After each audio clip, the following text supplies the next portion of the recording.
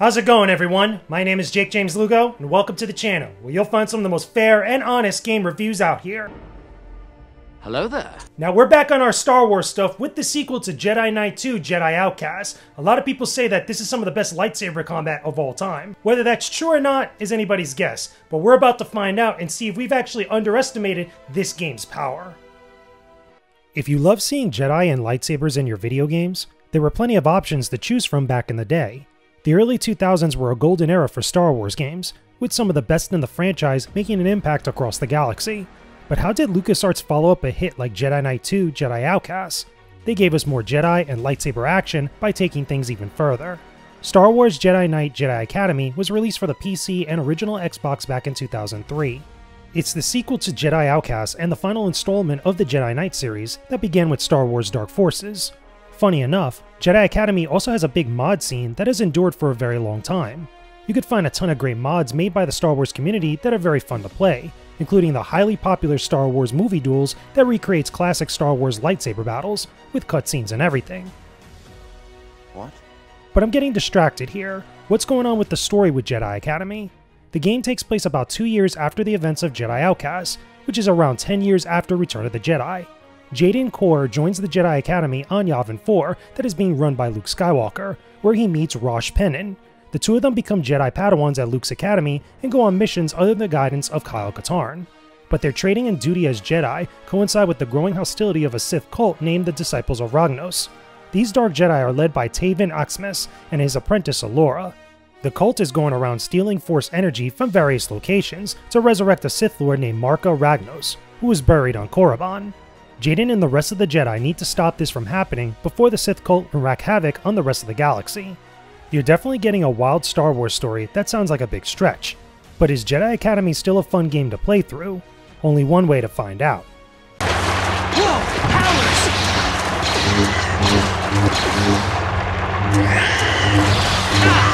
These howlers make good target practice.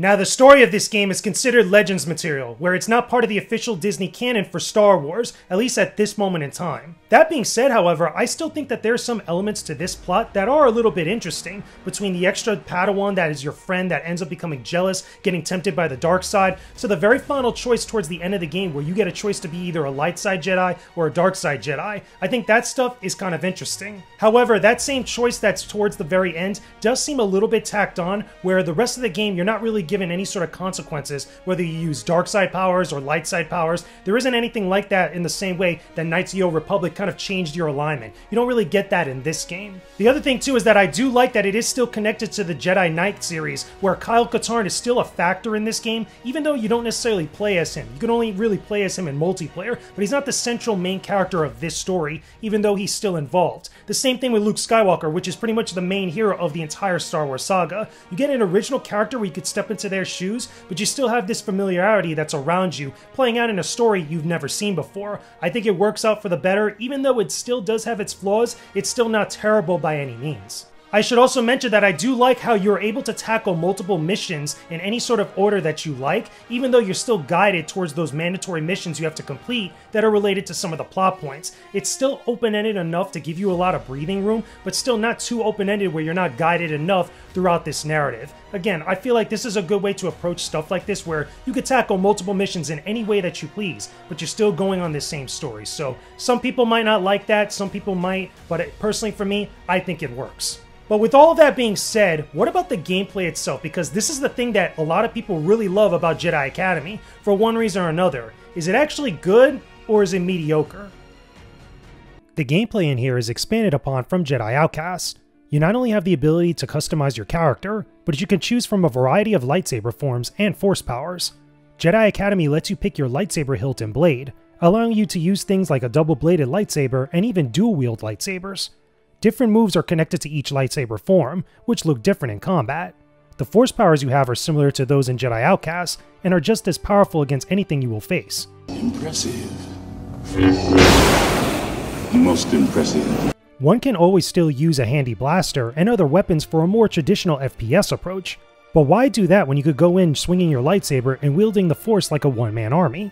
It's just a lot more fun to use your lightsaber often, and most situations can be dealt with easily with it.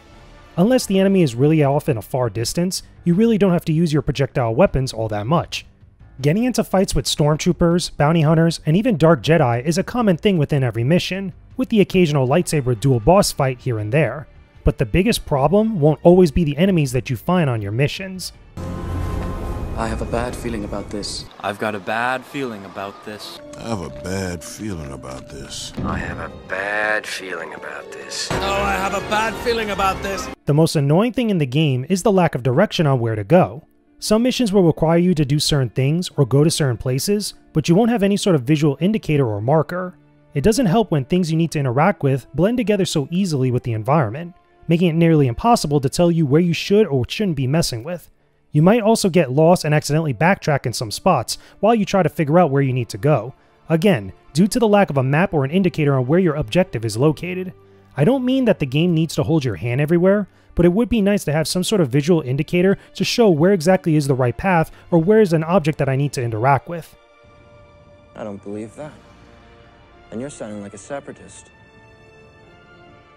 Now, I like that there's a bunch of different planets you get to go to and a lot of different environments within those same planets if they have multiple missions, as well as also multiple different types of enemies that you come face to face with, whether it's small enemies like snowtroopers or stormtroopers or dark Jedi or like different types of bounty hunters or Tusken Raiders, all the way up to like crazy things like the Rancor and ATST or any of those other like big enemies that are in here. I think that's pretty cool. That stuff is awesome to fight, especially given the context of some of those battles. There's a lot of different scenarios depending on what mission that you engage with, and I think that's pretty cool. However, I go back to the thing that almost ruins the entire experience for me, is the lack of a map and the lack of any sort of indicator to show where exactly you need to go for your objectives. Like, some of these things just blend in so well with the rest of the environment. Could be a product of the time and the technology back then, but still, like, if I'm trying to look for this one panel that I have to interact with, it doesn't look that different from the stuff around it, where I have to hit like a certain button on a certain console, or I have to look for a particular enemy, or I have to go to a certain area that looks almost the exact same as everything else that I've been kind of like getting lost in.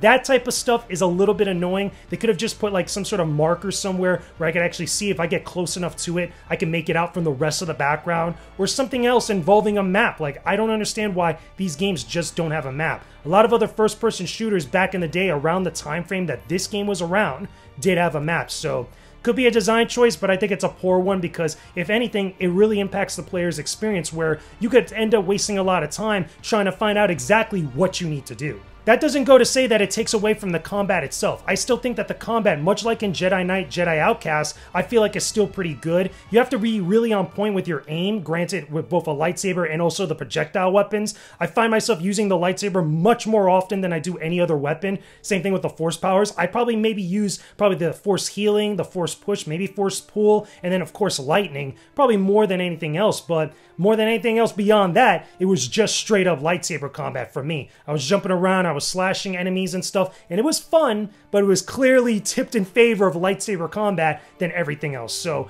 maybe they could have like tried to find a way to balance that out a little bit better, but I digress. That's probably just me. Let me know what you guys think about that in the comments down below.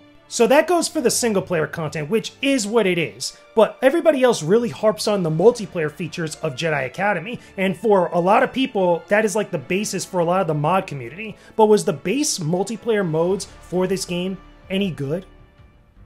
Now, I have to be totally transparent here. There really isn't a lot of chances to play multiplayer online with other people in Jedi Academy, especially on the Nintendo Switch. But luckily, you're able to get into multiplayer matches with bots. This could be a fun time and could get a little chaotic when you square up.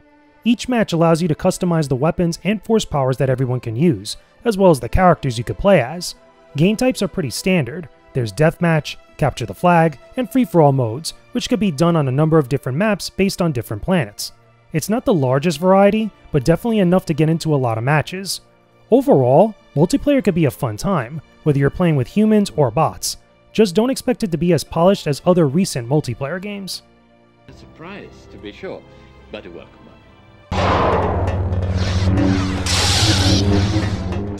Now, it should be noted that there is no extra bonus content that you unlock from either finishing the single player campaign or doing a bunch of multiplayer matches. Pretty much what you're getting in this package is exactly what it is, nothing else beyond that. There is cheats that you can engage with, however. You could like mess around with like God mode, infinite ammo, give you all the force powers and all this other stuff from the very get-go, and you could warp to different missions and stages here and there whenever you want. However, that only just goes so far with the game if you've already played through it, and it doesn't impact the multiplayer content, thank God, because I can only imagine how chaotic things would be if the cheats were enabled for multiplayer. On top of that too, I think it is a shame that I didn't really get to play a lot of multiplayer matches online with other people, because there is a good community of people that engage with the mods and some other stuff involving this game, but that's more on the PC rather than the Nintendo Switch, and I feel like if you're going to really play this game and get the most out of it, you have to play this game on PC, because you have the base game, that community of PC players that still engage with it, and all those beautiful mods that are just crazy. Again, Star Wars movie battles and so many other things that are involved with that is absolutely nuts, but use this game as a basis. They use the same engine and everything else, but they build all these other crazy things, from cutscenes to scenarios, even to stages, which is pretty wild. It's pretty nuts what the mod community for any game, let alone this one, could really do. So, my apprentice, are you able to sense where we are going with all of this? Can I recommend that you play Star Wars Jedi Knight Jedi Academy for any platform? I would say yes, but understand some of the annoyances that will come with it. The Nintendo Switch version of the game is pretty good, but not the best way to play this game in my opinion. I feel like getting onto the PC version will give you the most value since you have all the mods that you could explore after you finish the main game. Outside of that, the game is the same across any platform and will give you a good Star Wars experience. While it's not the greatest story from the expanded universe, the real star of Jedi Academy is its gameplay, which is fun to dive into no matter where you boot it up. If you love Star Wars and haven't gotten a chance to play this classic LucasArts game, do yourself a favor and check it out soon. The Force is still strong with this one. And there you have it, everyone. Those are my thoughts about Star Wars Jedi Knight Jedi Academy. This is a game I've wanted to sit down and play through in full for a while, because you guys have seen my other videos related to Star Wars movie battles, and I've checked out Jedi Academy here and there on various places, but I never sat down and fully played through it and actually gave it a critical view. And I'm gonna be honest with you, I enjoyed myself. For all my criticisms that I have about it, I still think it's a fun Jedi game or a Star Wars game that more people should play if you've never engaged with it. But of course, like any other game that I review on this channel, that's just my opinion about Jedi Academy. Let me know some of your thoughts about this game in the comment section down below. Tell me, are you a big Star Wars fan? Do you love playing Star Wars games? Is Jedi Academy your favorite Star Wars game of all time? What are some of the other Star Wars games out there that feature Jedi Knights and Jedi lightsaber combat that you feel like is better even than this one? Or if you've engaged with some of the mods for Jedi Academy, tell me some of your experiences about them down below in the comments, because I'm telling you, this game is wild with the mods and a lot of people come up with crazy things, but talk to me about that stuff in the comment section down below. And of course, never forget, the Force will be with you, always. This channel is sponsored by Flynn's Arcade and More, located in Margate, Florida. Flynn's is one of the premier spots for gaming fans in South Florida. They have a variety of arcade games on cabinet for you to play throughout the week, including all of your beloved classics. You could also play a ton of new and current console games too, on PlayStation, Xbox, and Nintendo consoles. Grab a snack or drink and enjoy the best gaming experience you'll find. Visit during one of their many big events to connect with the gaming community in South Florida. Want to test your skills in competitive fighting games? Join any of the weekly tournaments that happen at Flynn's for a chance for some cool prizes. And if you're into tabletop gaming or model kit building, there's a bunch of events there for you too. Swing by Flynn's Arcade and More, located in Margate Boulevard in Margate, Florida. You won't find a better spot than Flynn's. Hey, thanks everyone for watching this video. I appreciate your support as always, and hope that you can subscribe to the channel for more videos just like this one. I'll have a few more great ones for you to check out in the end cards afterwards. Don't forget you could join my Discord server via the link in the description to be part of the community and come hang out with everyone, talking games and more. I hope to see you around again sometime soon. Peace out, and stay epic, everyone.